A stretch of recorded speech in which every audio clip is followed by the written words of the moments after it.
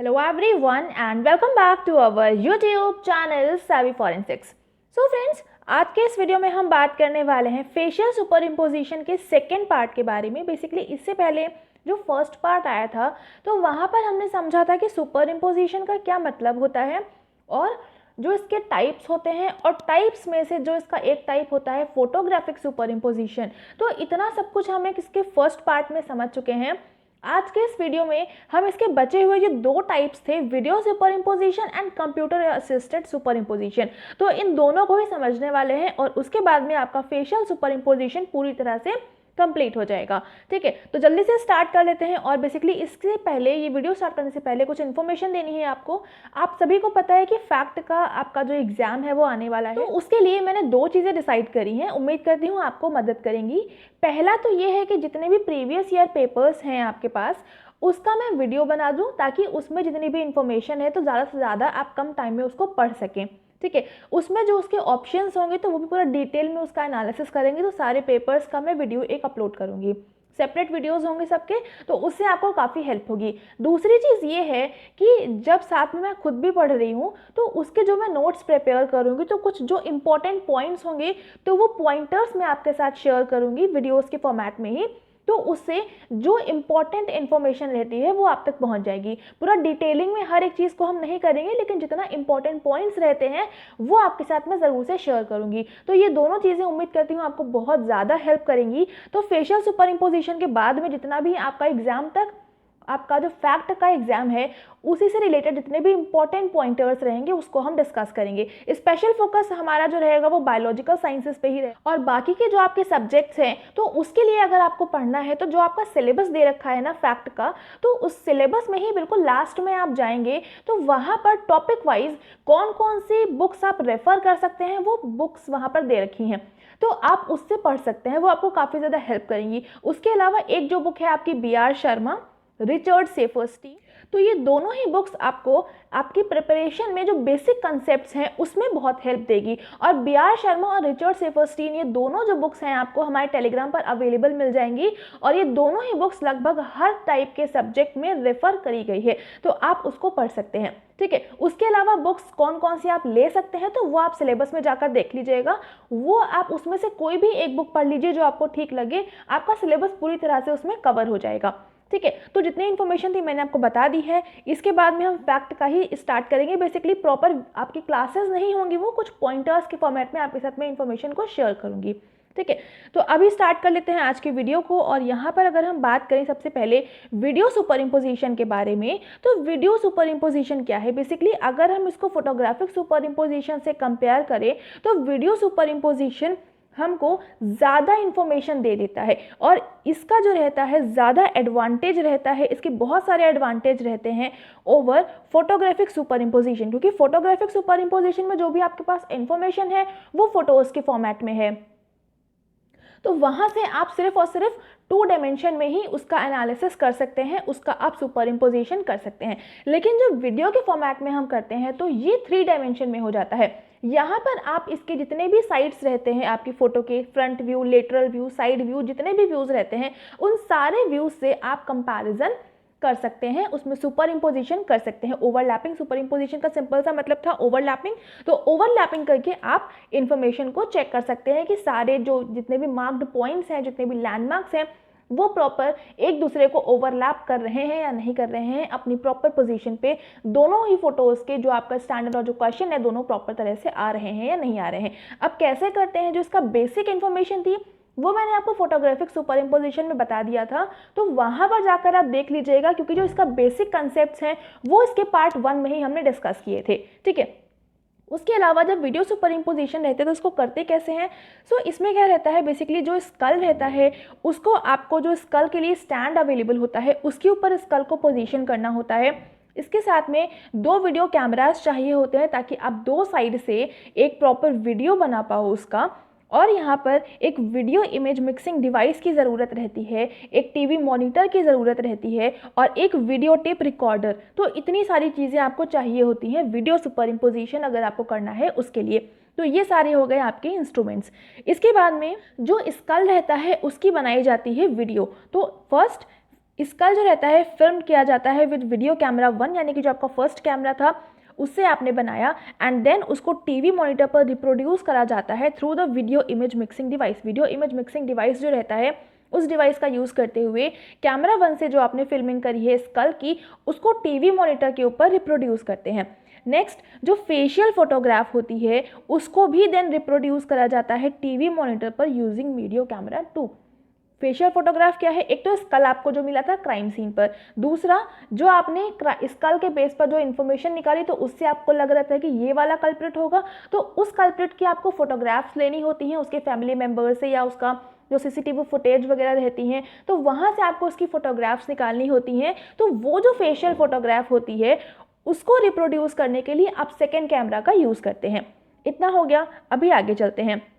इसके बाद में ये तो आपका रह गया कि आपने जो स्कल था और जो फेशियल फोटोग्राफ थी उसका आपने कैसे वीडियो तैयार किया और देन उसको आपने मिक्स कर दिया। उसके बाद में कुछ जो लेबोरेटरीज होती हैं वो सिर्फ 2 वीडियो कैमराज यूज़ करती हैं, इलेक्ट्रॉनिक एंड मिक्सर यूनिट्स को यूज़ करते हैं, और वो 3 मॉनिटर्स को यूज़ करते हैं। इसमें होता क्या है, स्कल को कैमरा 1 से कैप्चर किया जाता है और जो उसकी इमेज रहती है वो फर्स्ट मॉनिटर पर हम रिप्रोड्यूस करते हैं। जो फेशियल फोटोग्राफ होती है उसकी जो रिप्रोड्यूसिंग होती है वो कैमरा 2 की हेल्प से सेकेंड वाले मॉनिटर पर करते हैं, और फिर जो आपका इमेजेस रहती हैं उनको मिक्स्ड पिक्चर को और हॉरिजॉन्टल और वर्टिकल सेक्शंस जो होते हैं उनको मिक्स किया जाता है, उनको पंच अप किया जाता है मॉनिटर 3 पे with the help of electronic and mixer units. तो यहाँ पर एक कैमरे से एक मॉनिटर पर आपने स्कल का ले लिया फोटो वीडियो, दूसरे मॉनिटर पर दूसरे कैमरे से आपने फेशियल फोटोग्राफ का ले लिया वीडियो, उसके बाद में थर्ड मॉनिटर पर उन दोनों को मिक्स किया जाता है, उन दोनों को ओवरलैपिंग बेसिकली करी जाती है with the help of electronic and mixer units. ठीक है, इतना करने के बाद में फिर आपको करना होता है कंपैरिजन। तो to make comparison the skull image is superimposed on the facial image and then adjusted to match the orientation of the face by the motor driven mechanism. So यहाँ पर जो आपने स्कल और facial photograph थी दोनों की video बनाने के बाद में आपने उसको किया सुपर इम्पोज। सुपर इम्पोज का मतलब है कि एक के जस्ट ऊपर से आपने दोनों की ओवरलैपिंग करी। ठीक है, अब इसके बाद में क्या होता है, फिर आपको चेक करना होता है जो भी लैंडमार्क्स होते हैं, जो भी फेस का ओरिएंटेशन होता है वो सारा अपनी प्रॉपर पोजीशन पर एडजस्ट आपको करना होता है, ताकि जैसे कि चिन वाला पोर्शन है वो स्कल के जो मैंडिबल वाले पोर्शन रहता है वहाँ तक प्रॉपर सही से आ जाए, जो आपका फोरहेड वाला पोर्शन है वो प्रॉपरली आपका जो स्कल है उस स्कल के जो फ्रंटल साइड रहता है फोरहेड का, जब स्कल में आपका जो फ्रंटल बोन रहती है उसकी प्रॉपर सही तरह से आ जाए, जो आपके जाइगोमैटिक बोन्स हैं वहाँ पर आपके चीक्स प्रॉपर तरह से आ जाएँ। तो सारी पोजीशनिंग प्रॉपर तरह से आपको एक के ऊपर एक इम्पोज करनी पड़ती है, सुपर इम्पोज करनी पड़ती है, और दोनों ही फोटोग्राफ्स को, दोनों ही वीडियोस को बेसिकली आपको एडजस्ट करना पड़ता है। अब इसके बाद में होता क्या है, जब आपने सबको एडजस्ट कर लिया then the size of skull image is easily adjusted to that of the facial image using the zoom mechanism of camera 1 taking soft tissue thickness into account. So basically जब आप वीडियोस बनाते हैं camera skull और facial photograph का, तो उसमें क्या रहता है, जो आपके दोनों ही रहते हैं तो कई बार क्या रहता है कि दोनों सेम साइज़ के नहीं होते हैं, तो उसको सेम साइज़ करने के लिए कुछ जो बेसिक लैंडमार्क्स रहते हैं, जो बेसिक फीचर्स रहते हैं जो मैंने पार्ट 1 में डिस्कस किए थे, तो उसके बेस पर आपको यहाँ पर करना पड़ता है जूम, ताकि जो आपका स्कल है और जो फोटोग्राफ है वो दोनों ही प्रॉपर पोजीशन पर सही तरह से आ जाएं। अब इसमें क्या रहता है, दिस टेक्निक परमिट करती है fade out and fade in of the image of either the skull और face on the monitor for overall assessment of how well the 2 images match. So अगर हम सिंपल सा देखें कि आपने स्कल का वीडियो बना लिया, आपने फोटो का वीडियो बना लिया, बेसिकली उसका फोटोग्राफ ले लिया, तो अब आपको करना कैसे है। बेसिकली अगर यहाँ पर हम फोटोग्राफ का देखें तो फोटोग्राफ का वीडियो तो हम बना नहीं सकते, तो उसमें करने क्या होता है, जो उसका आपको जो फोटोग्राफ कलेक्ट करनी है, एक तो उसका फ्रंटल व्यू कलेक्ट करना है, दूसरा जो फोटोग्राफ है जिस भी इंडिविजुअल का, तो उसके दोनों ही साइड यानी कि राइट और लेफ्ट दोनों ही साइड के लेटरल व्यूज आपको लेने होते हैं, एंड देन उसको मर्ज करके एक वीडियो की तरह से बनाना होता है। ठीक है, अब उसके बाद में दोनों ही ट्रांसपेरेंट तो है नहीं, जो आपके पास स्कल का वीडियो आया है, जो फोटोग्राफ का स्कल आया है, तो वो आप ओवरलैप करेंगे कैसे, आप चेक कैसे करेंगे? तो उसके लिए जो भी सॉफ्टवेयर आप यूज़ करते हैं उसमें आपका एक ऑप्शन रहता है, और वो ऑप्शन बेसिकली होता है fade in and fade out. तो जो फेड इन और फेड आउट का ऑप्शन रहता है उसको आप जितना भी रिक्वायरमेंट होती है उतना आप उसमें लगाते हैं, fade in and fade out की जो भी ऑप्शन है उसके बेसिस पर, एंड देन आप उसको प्रॉपर कंपेयर करते हैं कि सारी जो लैंडमार्क्स हैं, जितनी भी चीज़ें हैं वो सारी अपनी प्रॉपर पोजीशन पर आ रही है या नहीं आ रही हैं। और यहाँ पर जब आप असेसमेंट करते हैं तो उस टाइम पर जो आपके सॉफ्ट टिश्यूज़ होते हैं उनको भी प्रॉपर उतना ही फोकस में लेना चाहिए, उतना ही कंसीडर करना चाहिए। ऐसा नहीं है कि आप जो सॉफ्ट टिश्यूज़ हैं आप उनको ओवरलुक कर दो, उनको भी प्रॉपर पोजीशनिंग पर उस तरह से सही से चेक करना चाहिए। उसके अलावा ये जो आपका रहता है ये अलाउ करता है बेसिकली, जो आप fade in and fade out का ऑप्शन है ये अलाउ करता है sectioning of various images of skull and facial images on the monitor. Basically आप उसके अलग अलग सेक्शंस बना के प्रॉपर तरह से उसको चेक कर सकते हो, उसका आप एनालिसिस कर सकते हैं। यहाँ पर जो फेड आउट एंड वाइप का वाइप इमेजेस वाला ऑप्शन रहता है, स्पेशली जो वाइप आउट वाला ऑप्शन रहता है वो कंपैरिजन करने में ज़्यादा हेल्प रहता है of positional relationships between the skull and face. जो स्कल एंड फेस की जो पोजीशनल रिलेशनशिप है उसको सही तरह से चेक करने के लिए जो वाइप वाला ऑप्शन रहता है वो ज़्यादा बेनिफिशियल रहता है। ठीक है, इतना हो गया, यहाँ पर पूरा हो गया आपका वीडियो सुपर इम्पोजिशन। अब यहाँ पर कुछ थोड़े से और पॉइंट्स हैं। जो वीडियो सुपर इम्पोजिशन रहता है यहाँ पर जो थिकनेस होती है सॉफ्ट टिश्यूज़ की एट एंथ्रोपोमेट्रिक पॉइंट्स एंड जो डिस्टेंस होती है बिटवीन एनाटॉमिकल लैंडमार्क्स उसको हम प्रॉपरली उतनी अच्छी तरह से इवैल्यूएट नहीं कर सकते हैं, क्योंकि जो आपका स्कल है वहाँ पर सॉफ्ट टिश्यूज़ अवेलेबल नहीं है, बट जो आपके पास फोटोग्राफ है वहाँ पर सॉफ्ट टिश्यूज़ अवेलेबल हैं। तो यहाँ पर थोड़ी सी प्रॉब्लम आती है इसको चेक करने में, बट फिर भी जो प्रैक्टिस्ड होते हैं, जो एक्सपर्ट होते हैं इन सब में, तो वो सारी ही चीज़ों को थोड़ा सा फोकस करते हुए बहुत अच्छे से इसको कर लेते हैं। उसके अलावा यहाँ पर जो सुपर इम्पोज्ड इमेज होती है मॉनिटर पर, मतलब जो आपने स्कल था और जो फोटोग्राफ थी दोनों की आपने सुपर इम्पोजिंग करी, तो उसको जो आपको बेसिकली एक एविडेंस चाहिए होता है कि प्रॉपर मैच हो गया, तो उसके लिए आप उसको जो रहता है डायरेक्टली फोटोग्राफ आप उसे कैप्चर करके रख सकते हैं with the help of the camera, या फिर आप उसको परमानेंटली प्रिजर्व कर सकते हैं वीडियो टेप में। बाकी जो सॉफ्टवेयर रहता है जहाँ पर आप ये सारी मैचिंग करते हैं तो वहाँ पर भी ये चीज़ आपकी हेल्प देती है। ठीक है, तो उसमें भी बेसिकली ऑप्शन रहता है इसको सेव करने का, तो वहाँ से भी आप इसको कर सकते हैं। तो ये हो गया आपका पूरा वीडियो सुपर इम्पोजिशन। उम्मीद करती हूँ यहाँ तक समझ में अच्छे से आ गया होगा। अब आगे चलते हैं और नेक्स्ट है यहाँ पर आपका computer assisted super imposition. Basically जो हम बात कर रहे थे वीडियो सुपर इम्पोजिशन वो जनरली आपका कंप्यूटर का यूज़ करते हुए करते हैं, क्योंकि वहाँ पर कई सारे सॉफ्टवेयर्स की रिक्वायरमेंट होती है। बाकी यहाँ पर कुछ एडिशनल पॉइंट्स भी हैं, तो वो क्या क्या है इसको यहाँ पर देख लेते हैं। सो बेसिकली जो आपका कंप्यूटर असिस्टेड सुपर इम्पोजिशन होता है इसको रफली हम दो कैटेगरीज में डिवाइड करते हैं from the point of view identification strategy. क्या आइडेंटिफिकेशन की स्ट्रैटेजी है उसके बेस पर इसको हम दो कैटेगरीज में क्लासीफाई करते हैं। यहाँ पर जो पहला मेथड है वो ये रहता है कि हमें स्कल और जो फेशियल फोटोग्राफ है उसको वीडियो कंप्यूटर का यूज़ करते हुए हमें करना पड़ता है डिजिटाइज, और इसके लिए हमें चाहिए होता है एप्रोप्रिएट सॉफ्टवेयर।